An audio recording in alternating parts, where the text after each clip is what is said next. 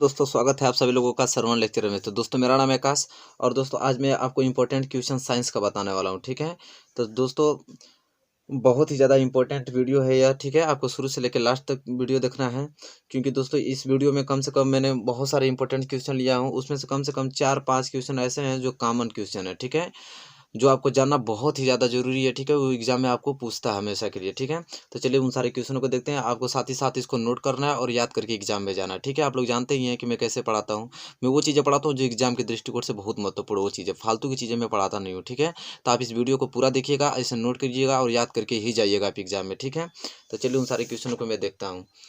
तो देखिए यहाँ पे पहला क्वेश्चन आपको ये आएगा कि वायु में जलाने से पहले मैग्नीशियम के फीते को साफ क्यों किया जाता है। देखिए बहुत ज़्यादा कॉमन ये क्वेश्चन है, बहुत बार एग्जाम में पूछा जाता है, हमेशा पूछता रहता है। ठीक है, इसका कोई भरोसा नहीं है कब क्वेश्चन आ जाए। ठीक है, तो ऐसे क्वेश्चन को हमेशा याद करके जाना पड़ता है। ठीक है, कब आ जाएगा इसकी कोई गारंटी नहीं होती है। वायु में जलाने से पहले मैग्नीशियम के फीते को साफ क्यों किया जाता है, तो उत्तर में आपको लिखना पड़ेगा मैग्नीशियम की अभिक्रियाशीलता अधिक होने के कारण यह वायुमंडलीय ऑक्सीजन तथा नमी से अभिक्रिया करके मैग्नीशियम ऑक्साइड तथा हाइड्रोक्साइड की एक अक्रिय परत बना लेता है। अतः मैग्नीशियम धातु को जलाने से इसे रेत पत्र सैंड पेपर से रगड़कर हटाना आवश्यक होता है। ठीक है, तो ये आपको इसके उत्तर को देना है। ठीक है, आप इस क्वेश्चन को एकदम याद करके जाइएगा, इसे नोट कर लीजिएगा। ठीक है, चलिए नेक्स्ट क्वेश्चन की ओर बढ़ चलते हैं। देखिए दूसरा क्वेश्चन आपका यह है, ये भी बहुत ज़्यादा इंपॉर्टेंट क्वेश्चन है, बहुत पॉपुलरिटी क्वेश्चन ये सब है। जब लोहे की कील को कॉपर सल्फेट के विलयन में डुबोया जाता है तो विलयन का रंग क्यों बदल जाता है। तो आपको उत्तर देना है दोस्तों कि लोहा कॉपर की अपेक्षा अधिक सक्रिय धातु है। जब लोहे की कील को कॉपर सल्फेट के विलयन में डुबोया जाता है तो लोहे कॉपर का विलयन से स्थापित कर देता है तथा तथा आयरन सल्फेट विलयन बनता है जिसका रंग हरा होता है, इसलिए विलयन का रंग नीले से बदल के क्या हो जाता है, हरा हो जाता है। यहाँ पे आप एग्जाम्पल इसको दे सकते हैं। ठीक है, एक एग्जाम्पल देना बहुत आवश्यक होता है। चलिए अब बढ़ चलते हैं क्वेश्चन नंबर तीसरे की ओर। क्वेश्चन नंबर तीसरा आप देखिए यहाँ पे बहुत ज़्यादा इंपॉर्टेंट है कि अम्ल का जलीय विलयन विद्युत का चालन क्यों करता है। अम्ल का जलीय विलयन विद्युत का चालन क्यों करता है, तो आपको उत्तर देना है यहाँ पे कि अम्ल को जल में मिलाने पर यह आयनीकृत हो जाता है। जब इस जलीय विलयन में विद्युत धारा प्रवाहित की जाती है तो इसमें उपस्थित आयनन ही विद्युत का क्या करने लगता है, चालन करने लगता है। तो ये क्वेश्चन नंबर तीसरा है, इन तीनों क्वेश्चनों को नोट कर लीजिए। चलिए अब क्वेश्चन नंबर चौथे की ओर बढ़ते हैं। देखिए दोस्तों क्वेश्चन नंबर चौथा है, क्वेश्चन नंबर चौथा को आप नोट कीजिए, बहुत ज़्यादा इंपॉर्टेंट क्वेश्चन ये वाला है कि बेकिंग सोडा बनाने की दो विधियां रासायनिक समीकरण सहित लिखिए। बेकिंग सोडा बनाने की दो विधियां भी लिखना है और रासायनिक समीकरण के साथ इसको लिखना है, बहुत बार एग्जाम में पूछता है। तो उत्तर में आपको पहला विधि लिखना है इसका कि सोडियम बाइकार्बोनेट NaHCO3 का निर्माण सोडियम कार्बोनेट, जिसे हम Na2CO3 बोलते हैं, के संतृप्त जलीय विलयन में कार्बन डाइऑक्साइड CO2 गैस से प्रभावित करने पर होता है, पहले विधि। ठीक है, जैसा कि आप देख पा रहे हैं Na2CO3 ये सोडियम कार्बोनेट है, इसमें इसके साथ अभिक्रिया कर मिलाने पर कार्बन डाइऑक्साइड और पानी मिलाने पर ये किस में बदल जा रहा है, सोडियम बाइकार्बोनेट में 2NaHCO3 में बदल जा रहा है। तो इसका उदाहरण भी आपको देना है कि किस प्रकार परिवर्तित हो रहा है और इसका आपको लिखना है विवरण भी। ठीक है, इसके विधियाँ भी लिखना है किस प्रकार ये हो रहा है। अब दूसरी की विधि देखिए, दूसरी विधि क्या होती है कि सोडियम क्लोराइड की अभिक्रिया अमोनिया जल व कार्बन डाइऑक्साइड से करवाने से बेकिंग सोडा सोडियम बाइकार्बोनेट प्राप्त होता है। ठीक है, तो ये इसको आप लिख देना है यहाँ पे। तो ये दो चीज़ें आपको लिखना है। चलिए क्वेश्चन नंबर पाँचवें की ओर बढ़ चलते हैं। क्वेश्चन नंबर पाँचवा दोस्तों ये चीज़ें हैं यहाँ पे कि निम्नलिखित में अंतर बताइए। निम्नलिखित में अंतर बताइए निस्तापन तथा वर्जन, मतलब निस्तापन तथा वर्जन में अंतर बताइए, या तो आपसे पूछेगा कि वर्जन एवं निस्तापन को उदाहरण द्वारा समझाइए। तो चलिए मैं इसको बताता हूँ। तो सबसे पहले बहुत ज़्यादा इंपॉर्टेंट क्वेश्चन है, तो वर्जन आपको हेडिंग डालना है कि सांद्रित अयस्क को, किसको, सांद्रित अयस्क को वायु की नियंत्रिता मात्रा की उपस्थिति में गलनांक से नीचे परंतु उच्च ताप पर गर्म करके ऑक्साइड में परिवर्तन करने की क्रिया क्या कहलाती है, भर्जन कहलाती है। ठीक है, आप एक उदाहरण यहाँ पे दे सकते हैं आप। इसके बाद निस्तापन की आप बारी आगे, निस्तापन आप लिखना है आपको कि सांद्रित अयस्क को वायु की अनुपस्थिति में उसके गलनांक के नीचे उच्च ताप पर गर्म करके ऑक्साइड में परिवर्तित करने का प्रक्रम निस्तापन कहलाता है। एक उदाहरण इसका दे सकते हैं। तो आप भर्जन भी दे दिया, आपने परिभाषा बता दिया निस्तापन। अब भर्जन निस्तापन से यहाँ पे दोनों में अंतर भी स्पष्ट हो गया कि भर्जन की क्या परिभाषा कहती है और निस्तापन की क्या कहती है। तो ये बहुत ज़्यादा इंपॉर्टेंट है, इसको आपको एग्जाम में किसी न किसी हाल में तैयार करके ही जाना पड़ेगा, ठीक है। तो इससे अब मैं उम्मीद करता हूँ कि आपको अच्छा लग भी रहा होगा, आप सब चीज़ें समझ में आ भी रही होंगी, आप इसको नोट करके याद भी कर लेंगे, ठीक है। तो चलिए नेक्स्ट क्वेश्चन की ओर बढ़ चलते हैं। चलिए दोस्तों नेक्स्ट क्वेश्चन देख लेते हैं। नेक्स्ट क्वेश्चन दोस्तों यह है कि क्वेश्चन नंबर 6वां, इसे आपको नोट करना है, बहुत ज़्यादा इंपॉर्टेंट है। मेंडलीफ का, नहीं तो आप किसी टीचर से चाहे किसी आपके बड़े भाई होंगे, आप किसी से क्वेश्चन आप चेक करवा सकते हैं कि इंपॉर्टेंट है कि नहीं।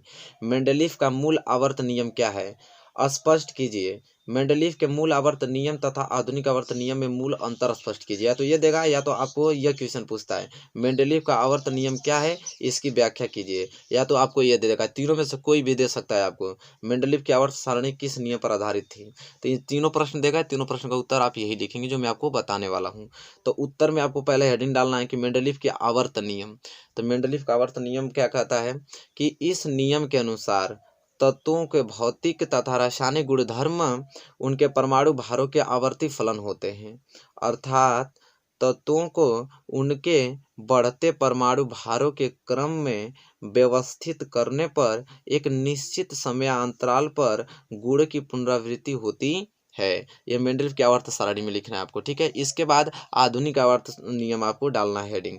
तो आधुनिक आवर्त नियम आप डालेंगे, यहाँ पे मेंडलीफ के आवर्त नियम था और यहाँ पे आधुनिक आवर्त नियम। इसमें आपको लिखना है कि इस नियम के अनुसार तत्वों के भौतिक तथा रासायनिक गुण उनके परमाणु क्रमांकों के आवर्ती फलन होते हैं। अर्थात तत्वों को उनके बढ़ते परमाणु क्रमांकों के क्रम में व्यवस्थित करने पर एक निश्चित समयांतराल के पश्चात गुणों की पुनरावृत्ति होती है।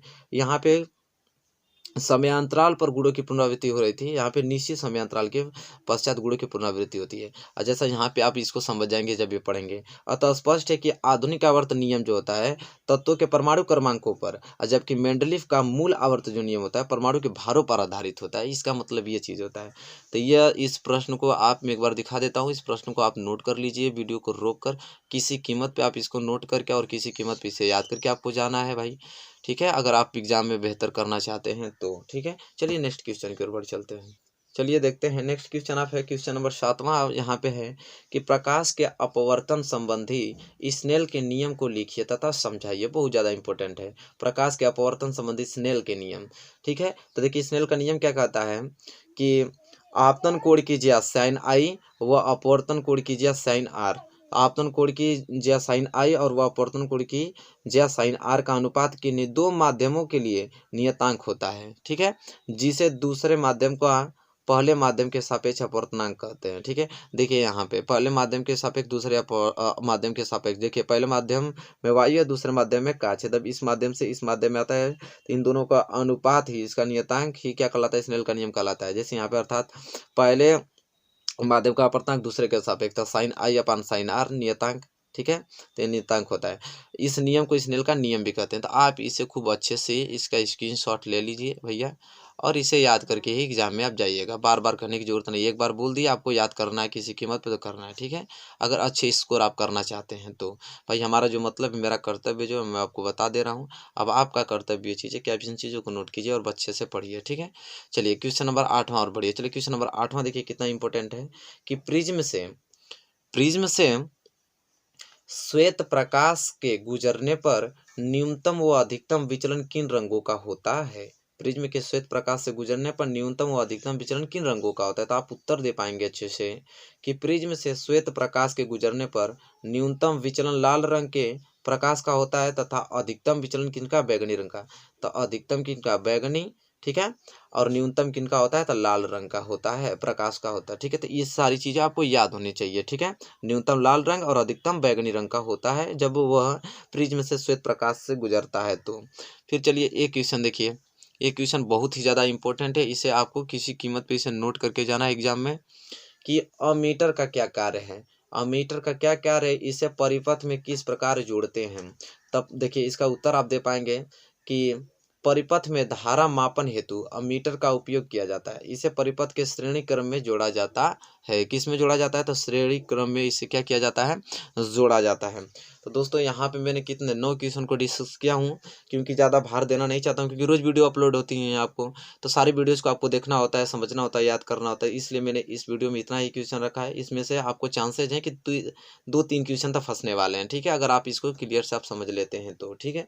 तो मेरा कर्तव्य था बताने के लिए, मैंने बता दिया, और आप इसे नोट कीजिए। उम्मीद करता हूँ कि वीडियो आपको अच्छी लगी तो प्लीज़ इसे लाइक तो करेंगे ही करेंगे आप किसी कीमत पे, और कमेंट करके भी बताएंगे। और जस्ट अब इसके बाद नेक्स्ट वीडियो आपको आएगी ही, तो जितने वीडियो आपको प्रोवाइड किए जाएंगे आप सारी वीडियोज़ को बढ़िया से पढ़िए, याद कीजिए, क्योंकि यहाँ पे कोर्स कंप्लीट नहीं कराए जा रहे हैं, यहाँ पे मोस्ट इंपॉर्टेंट क्वेश्चन कराए जा रहे हैं। तो मोस्ट इंपॉर्टेंट क्वेश्चन बहुत मतलब ज़्यादा तो होंगे नहीं, कम ही होंगे। आप उन चीज़ों को बढ़िया से याद कीजिए और एग्जाम हॉल में बैठिए, फिर देखिए इसका रिस्पॉन्स आपको क्या मिलता है, ठीक है। यहाँ पे सारी की 100% हम लोग लगा रहे हैं, आप भी अपना 100% लगा कर इन चीज़ों को क्लियर कीजिए। तब तक के लिए दोस्तों धन्यवाद, मिलेंगे नेक्स्ट वीडियो में।